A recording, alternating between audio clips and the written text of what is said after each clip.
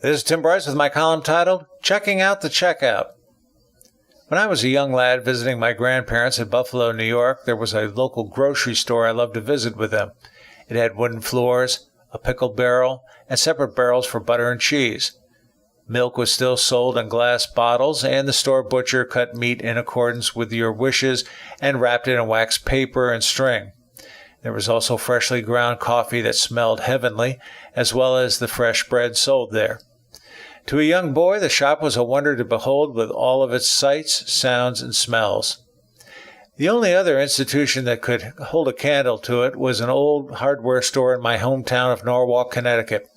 It, too, had wooden floors, barrels on the floor for different nails and screws, a wide array of tools for just about any task, and the smell of freshly cut pine enraptured me.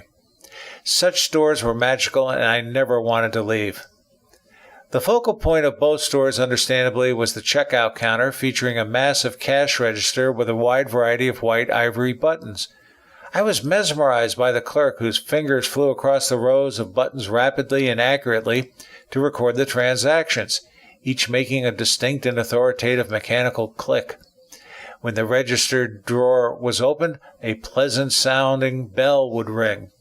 A simple receipt was printed which identified the store by name and number, today's date, the price of each item you purchased, sales tax, and the total. The whole receipt was no bigger than a baseball card.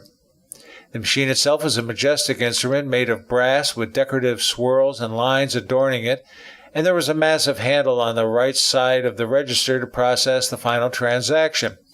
The register drawer inside it was made of wood, and the oils from the fingers of clerks over the years turned it deep brown, thereby revealing its age. The machine was sturdy, reliable, and never broke down. To my young mind, it was truly a work of art and added a touch of class to the establishment. Today, the checkout counter is a much less pleasurable experience. Registers are plain-looking plastic boxes with considerable electronics, making them much less impressive than the splendid grandeur of yesteryear. In most stores, we are asked to swipe credit cards or insert the memory chip. Then we must sign our names to acknowledge the transaction, not on paper, but on a touch screen, which has a tendency of making our autographs look garbled, as if it were signed by a 5-year-old huckleberry. Then there is the matter of the paper receipts. Instead of simple slips of paper, the machine now generates War and Peace, containing legal terms and conditions, rebate offers that are too illegible to properly process, along with coupons and discounts on everything except what you want to buy. Reams of paper are generated, thereby taking up considerable space in our wallets or purses. For a paperless society, we sure know how to kill a lot of trees. As if this wasn't bad enough, I'm always amazed by the automatic checkout counters in the mega hardware stores and supermarkets. The concept is to allow customers to check themselves out without assistance from clerks, thereby saving the company money in terms of personnel needed to process the order.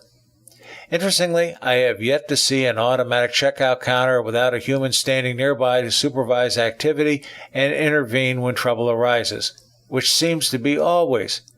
Because these checkouts seem to be prone to processing snafus, I wonder why companies bother. After all, I prefer human contact, where you are in theory to be treated cordially and friendly, thereby encouraging repeat business, references, and increased sales. I don't need clerks heckling me with good mornings, but rather someone who cares about me visiting his or her store. God, how I miss those big brass cash registers. Friends, keep the faith. This is Tim Bryce in Palm Harbor, Florida. Follow me on the internet at timbryce.com.